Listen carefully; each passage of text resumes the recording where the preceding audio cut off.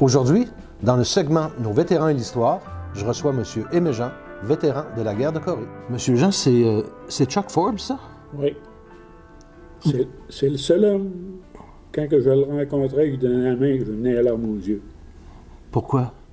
Parce que je l'ai pris comme idole quand on était arrivé à Fort Lewis, c'est lui qui était notre capitaine. Cet homme-là, plus humain que ça, il n'y en a pas. Et j'ai fait des attaques avec lui dans les villages. Je l'aurais su en enfer. C'était un vrai leader Oui. pour ses gars, puis... Ouais, avez-vous eu l'occasion de le rencontrer à nouveau par la suite? oui, Oui? souvent. Ouais. Souvent? J'ai été chez eux. À sa fête, j'ai été y porter un 40 ans, ça, avant qu'il meure. Puis, dans le fond, c'est un rôle, c'est un modèle comme militaire. Ah oui. En tout cas, j'ai pas peur de le dire. S'il y a d'autres officiers comme lui, j'aimerais le savoir. Ça, c'est lui, c'est encore fort, là. Avec ses... En 49. En 49? Ça, c'est lui, ça, là. Ça, c'est un sergent du PPCLA, il est mort. Lui, c'est mort, fort. Ça, c'est-tu au Musée canadien de la guerre à Ottawa? Oui. Ça, c'est les MiG-15 de la Russie, là. Ça, c'est mes médailles. Ça, quand j'étais en haut, ça se posait à Fort Lewis. Ça, on attendait le train, là, pour partir vers Séoul. Vers Séoul? Ça, c'était Pusan? La Pusan. Ça, c'est le canon en Allemagne. Ça, c'est le 355. Ça, c'est le cimetière à Pusan. C'est ça, c'est le mémorial de Pusan. De Pusan? Ça, on se préparait. Ici, on me reconnaît pour mon tatou sur le bras. On se préparait on partait pour faire une attaque le lendemain. Fait que cette gang-là, il y en a plusieurs de morts. Ça se posait à Fort Lewis, avant qu'on parte. Ah, c'est ça. On était bien habillés. Tout fripé. Hey, ça, c'est effrayant. On était habillés comme des vrais bombes, c'est vrai. Ça, c'est Somerville. Les cantins du lac Saint-Jean sont tous morts là. Sont tous morts en Corée? Non. Non? Ils sont morts après. Après? Ça, c'est une dompe à munitions, après qu'il y a eu la bataille 355. Ça, comment on était couchés? Et on t'a dit, OK. 15 jours, comme ça. Ça, c'est quand on arrivait à Pusan, là. Ça allait le 355. Ah, c'est ça, le 355. Nous autres, on était sur le 355 pour les fêtes 51, Noël 51. On l'a remplacé, les Anglais. Parce que quand ils disent le 22 sur la bataille 355, il n'y avait pas un 22 sur le 355. Il n'y avait pas de 22 sur le 355? C'est ça que le monde. Il y en a plusieurs qui ne savent pas. Ils disent le 22 était sur la bataille 355. Il n'était pas sur le 355, c'était les Américains. Le 22 était dans la vallée, entre les Chinois et le 355. OK. Parce qu'il y avait d'autres montagnes, je pense. Hein? Oui, comme moi, j'étais sur le 210. 210, il y avait le... 227, les Chinois qui étaient dessus. OK. Parce que quand on était sur le 355, on les voyait dans le tranchée. Fait qu'eux autres aussi, ils voyaient. Quand ça scillait, c'était pas toujours des abeilles. Monsieur Jean, merci beaucoup de nous accorder cette entrevue. Parfait. Très gentil de votre part. Écoutez, au départ, vous vous êtes enrôlé pour quelle raison? La raison, moi, vous le dire franchement, j'étais sur la bombe. Mais cache pas, j'ai pas peur de le dire non plus. Puis à ce moment-là, on est en 1950 quand ça commence? 50. Puis comment se déroule le processus d'enrôlement? Dans ce temps-là, j'étais chez Ecofield. C'est appelé Ecofield, chez Plaine. OK. Puis c'est là qu'on s'enrôlait, puis on est parti pour Valcartier après. Parti pour Valcartier. Ouais. Puis c'est dans quel corps, dans quelle unité étiez-vous? Dans la brigade spéciale. Une brigade spéciale pour la guerre de Corée. Pour la guerre de Corée. Puis là, vous quittez, c'est-à-dire vous allez à Valcartier, vous restez là un certain temps? Jusqu'au mois de novembre. Jusqu'au mois de novembre. Oui. Fait que septembre, octobre, novembre, 2 mois et demi, après 3 mois. Puis après ça, vous allez à Fort Lewis aux États-Unis. Oui, aux États-Unis. Pour un entraînement qui dure combien de temps? Ça a duré jusqu'au mois d'avril 1951. OK, avril 51. Puis là, On traverse, puis on s'en va. Je pense que c'est au Japon que vous arrivez d'abord? Non. Non? Vous allez C'est là directement en qu'en Corée? à Pusan. À Pusan. Puis là, ben, comment c'est? Décrivez-moi comment on arrive là, comme un jeune de 19 ans qui... on se sent comment? Premièrement, en tout cas, on n'est pas coutumé dans ces territoires-là. En tout cas, ça sentait le yacht. OK. Puis c'était pas très, très riche, hein, la Corée. Non, c'était pas riche, puis t'es en temps de guerre. Là. Fait que, là, c'est les autorités, notre colonel que tu as reçu par le maire de la place. Vous, c'est qui dirigeait? C'est-tu Dextraz? OK. Kid 28. Kid 28? Pourquoi Kid 28? Parce que lui, que vous ayez tué ou volé ou par d'une pelle, c'était 28 euros de détention. OK. La discipline, comme on dit, là, peu importe, là, ça marchait par là. Ça marche pas par là. Fait que là, vous arrivez à Pusan. Oui. Puis, est-ce que vous vous dirigez vers le théâtre des opérations tout de suite? Non. Non? On était là jusqu'à la fin de mai. OK. L'entraînement, là, les tirs, puis là, les montagnes, puis tout ça, entraîné à la chaleur du pays. Parce que c'est très montagneux, ce pays-là. Hein? Oui, à Caroline. Ouais. Fait qu'après ça, on fait du Hoslering, qu'ils appellent, des maisons des Chinois, là. OK. Des villages en village. On l'a parti en train de Pusan. On s'est ramassé, je ne sais pas quelle place. On était une couple de jours en train. OK. Puis, de là, on l'a marché jusqu'à Séoul. Jusqu'à Séoul. Ouais. OK. Donc, autrement dit, vous, est-ce que vous avez été sur la 355? Oui. Oui. Comment c'était? Ben, moi-même, j'ai arrêté là au mois de décembre. Parce qu'à la bataille du 355, moi, j'étais sur le 210. OK. On est tous ensemble, le 22, mais l'AD était plus loin, à Douette. C'est eux autres qui ont eu le gros coup. Les autres, on en a eu un peu, mais ils nous ont écœuré un peu. Puis c'était comment quand on était sur le front? Je veux dire, c'était des tranchées, il y avait Oui. aussi des dugouts, je crois. Oui. Puis comment ça se passait, les journées?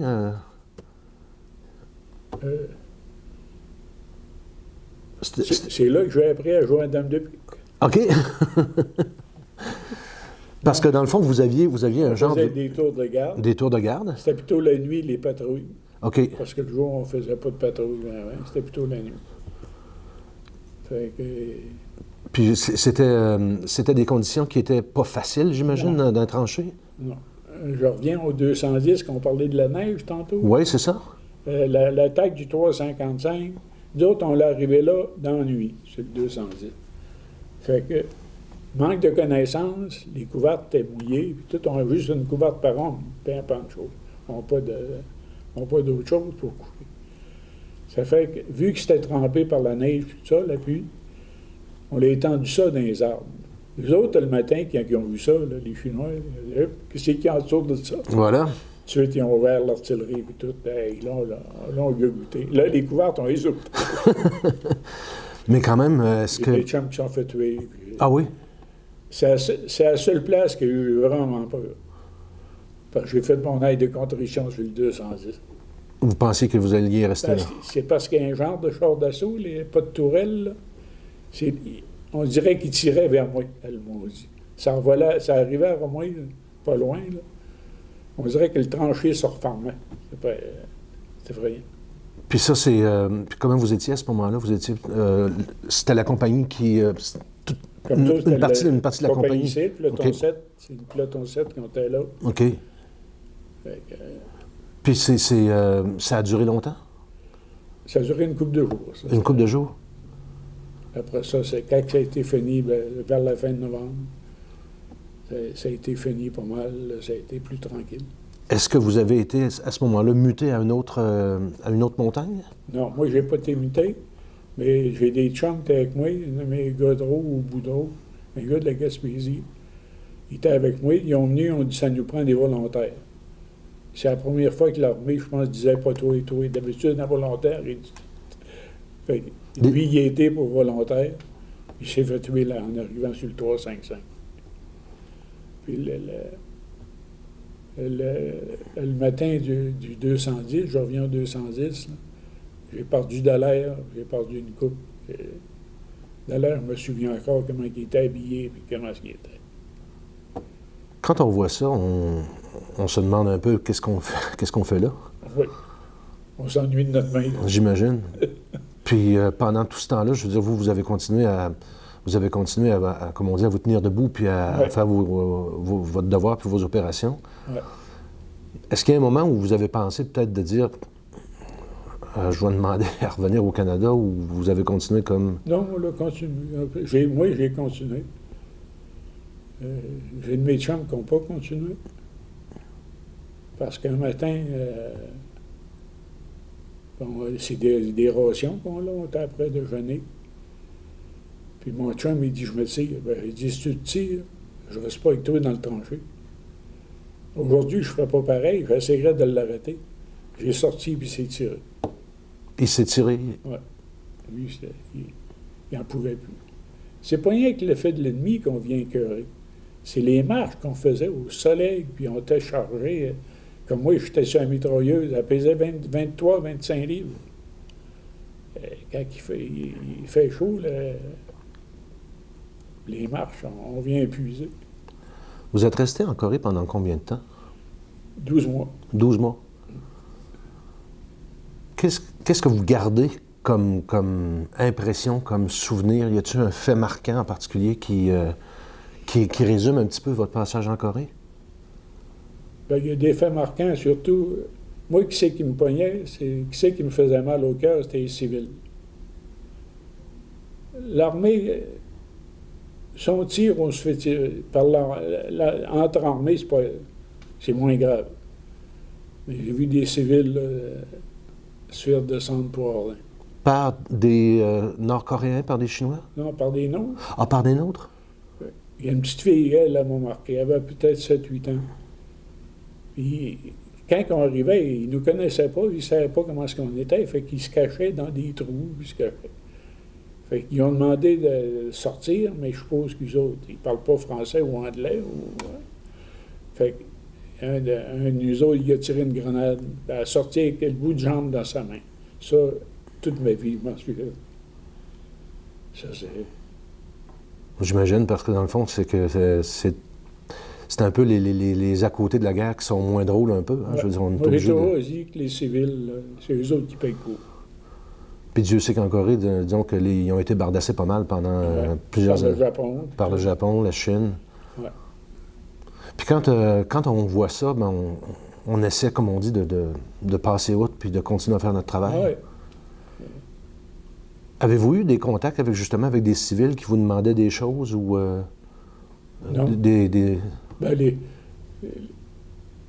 quand on vidait des villages, ils nous parlaient, mais on ne savait pas ce qu'ils... Qu'est-ce que vous faisiez quand vous vidiez le village? Vous leur demandiez de partir? Oui, on les envoyait en Ardèche, puis les autres, ben, c'était pour se chercher des... C'est comme entre nous autres et les Chinois, il y avait des villages, puis on se faisait tirer dessus. Là. Par les gens du village? Ben, c'était peut-être des Chinois qui s'étaient cachés là. Qui étaient cachés, ils se servaient dans le fond des... Les autres, une journée, on l'a parti, puis on l'a vu des villages, puis ils les embarquaient dans des camions, puis envoyaient en Ardèche. Ils ont des camps de concentration, quelque chose. Des prisons? Des prisons. Est-ce qu'il y a de vos collègues, de vos confrères qui ont été faits prisonniers? Oui. Les avez-vous revus après la guerre? Oui, j'ai revu, mais il voulait rien savoir de nous autres. Parce que lui avait dans son idée qu'on l'avait laissé là. Qui avait été abandonné? Il a été abandonné, puis c'est pas vrai. Quand il fait nuit qu'on ne voit pas un pouce en avant de nous autres, s'il se fait tirer puis il perd connaissance... vous ne pouvez pas savoir... On ne sait pas ce qu'il est. Puis là, bien évidemment, les trous... on ne peut pas rester là non plus. Parce que, dans le fond, c'est dangereux. Ah oui. Parce que quand vous patrouillez de nuit? Oui. C'est comme d'un coup, on est parti 3, moi, York, puis York. Puis on a eu un contact avec ceux autres aussi, qui faisaient des patrouilles dans No Man's Land, qu'ils appellent. Fait qu'on a rencontrés. À la fin du compte, il en restait un Chinois ou un Coréen, je ne sais pas qui, de l'autre race. Puis il s'est levé. Mais moi, j'étais le plus gros des trois, je pesais 145 livres. Je pesais 100 livres de moins que je pesais. Fait que, Donc, ça. vous ne l'emmenez pas dans ce temps-là. Non. Lui, ça vient de finir pour lui. Oui, parce que c'était lui ou vous, hein? Ah ouais. Puis souvent, quand on faisait des patrouilles comme ça, je veux dire, on était évidemment tout le temps sur notre garde parce que Ah ouais, il pouvait arriver, il pouvait c'est- surgir de n'importe où. Ça guette des nerfs. Hein? C'est. Puis j'imagine qu'il y en a un qui restait debout, l'autre dormait un petit peu. Pas ces patrouilles. Pas ces patrouilles, Non. dans les Les patrouilles, on allait là tranchées. peut-être, on allait là contacter avec la ROC armée qu'ils appellent. Puis on revirait de bord, on s'en revenait. Normalement, on rencontrait personne. Si on rencontre, ben, c'est les premiers qui tirent. Puis c'était. C'est nous autres ou eux autres. C'est les premiers qui voient l'autre. Quand on revient par après d'une patrouille, on est comme Ouais. fatigué un petit peu, hein? On est content d'être en vie encore. Parce que moi, je demandais toujours de ne pas être blessé sur une patrouille. Vous avez jamais été blessé? Non. Parce que t'es blessé, tu cours des chances de rester là. Oui, ou d'être fait prisonnier. C'est ça. Est-ce que tout le monde, quand on vit comme ça pendant 12 mois, est-ce que on se fait une autre image de l'armée? Est-ce que dans le fond, on se sent utile? Est-ce qu'on se sent... On se sent utile. On se demande plutôt ce qu'on fait là. OK. Est-ce qu'il y avait dans le fond, quand vous êtes dans l'armée, il y a un sens du devoir. Ouais. Il y a un sens de faire quelque chose de particulier. Quand on vit 12 mois comme ça, puis qu'on revient au Canada, comment on se sent? Ben moi, on reste marqué par l'armée parce que j'ai fait 15 ans, j'aurais fait encore plus. Mais c'est ma femme qui n'aimait pas l'armée. Fait que, Parce que c'était évidemment des déplacements fréquents. fréquent. On est toujours parti Après la Corée, vous avez été en Allemagne? en Allemagne. 2 ans. 2 ans. Là, ça devait être un petit peu moins tendu, même Ah ouais, si l'Allemagne, c'était la guerre froide. C'était Hein? parfait. Et puis en Allemagne, quelles étaient vos fonctions? Moi, j'étais en Allemagne, j'étais dans l'infanterie pareil, mais dans l'anti-tank. Ces canons, là, contre les tanks, là. À quel endroit? À Veuve. À Wörl. Ouais. Bon, on allait s'entraîner sur le bord de la mer Baltique.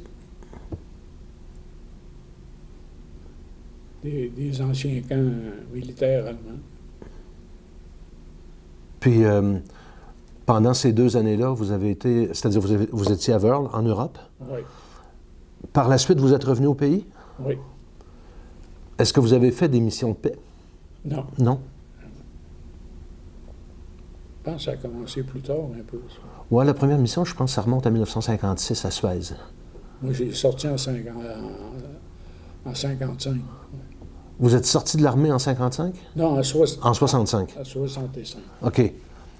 Puis pendant toutes ces années-là, vous étiez à Valcartier? Oui, j'étais à Valcartier sur le transport. L'été, on allait faire nos manœuvres à Gagetown, le fameux Gagetown. On passait tous les étés là. Puis à ce moment-là, ben, vous avez décidé, dans le fond, de quitter l'armée en 1965. Oui.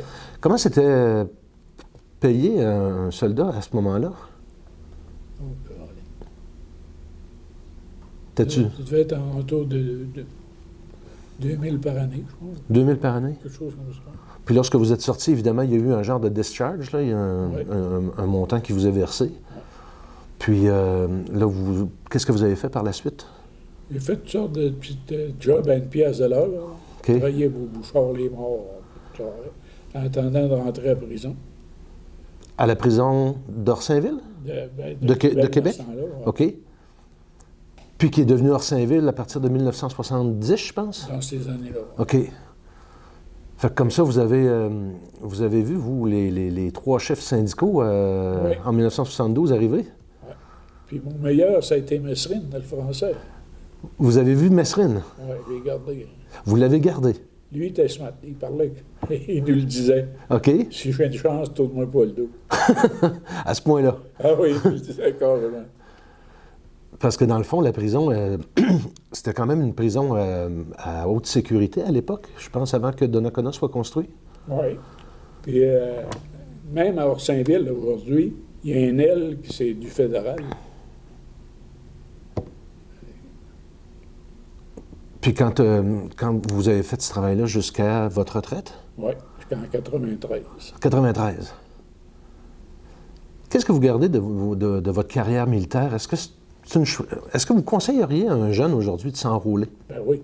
Pour Oui, quelle- c'est ça qui m'a mis sur le chemin droit. Oui, Ah oui, parce que comme vous disiez, vous étiez sur la bonne. Oui. J'ai sorti de Don Bosco dans les années 47-48. J'ai sorti à 16 ans de Don Bosco. J'étais élevé avec les bons frères. Fait que là, je voulais plus rien savoir du monde. C'est là que j'ai rentré dans l'armée, puis ça m'a replacé. Donc, autrement dit, l'armée, je veux dire, c'est une bonne école Oui. pour débuter dans la vie. Ah oui. Ça, c'est- Parce qu'on vous fournit, dans le fond, un encadrement puis Oui. un sens, Discipline. une discipline. Parce qu'aujourd'hui, dans le fond, c'est pas... en fait, il n'y avait pas de service militaire obligatoire à l'époque, Non. mais je veux dire, aujourd'hui, il y a quand même beaucoup de jeunes qui s'enrôlent dans l'armée, puis oui. il y en a qui trouvent ça dur. En tout cas, moi, je vais vous dire franchement mon idée. Ils vont en Afghanistan, ils vont là 6 mois, puis ils pleurent. Puis ils couchent ils couchent pas dans les tranchées. Là. Ils font des patrouilles le jour, c'est correct, mais ils font un véhicule la plupart du temps. Hey, ils viennent rester un an dans les trous, ils vont voir Les conditions... les conditions.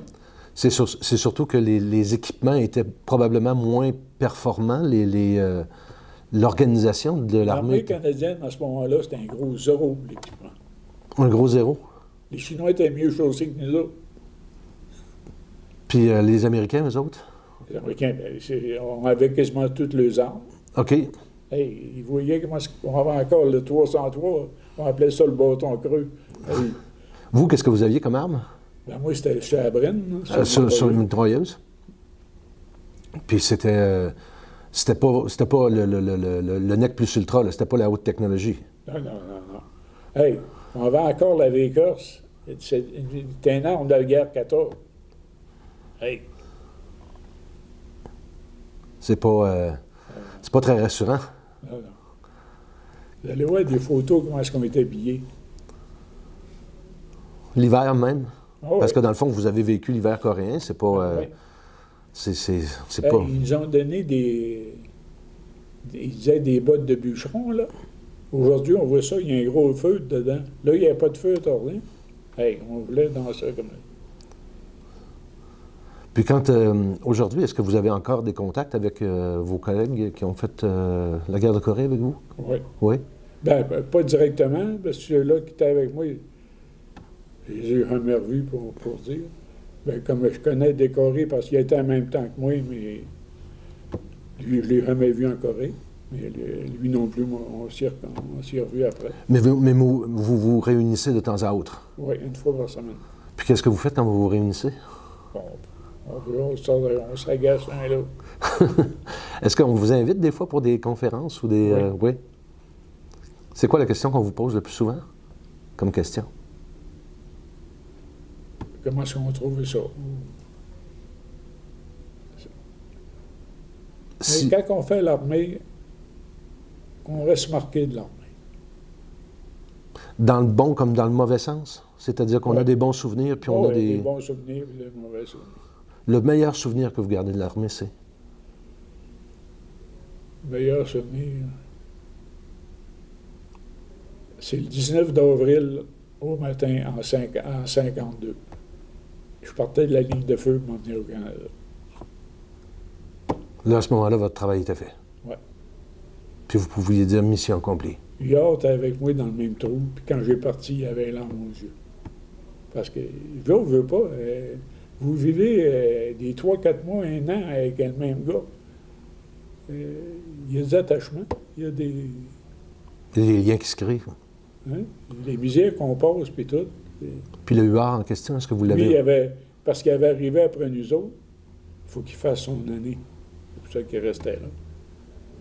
L'avez-vous revu par la suite? Je l'ai revu une fois à Valcartier. Après ça, je l'ai jamais revu.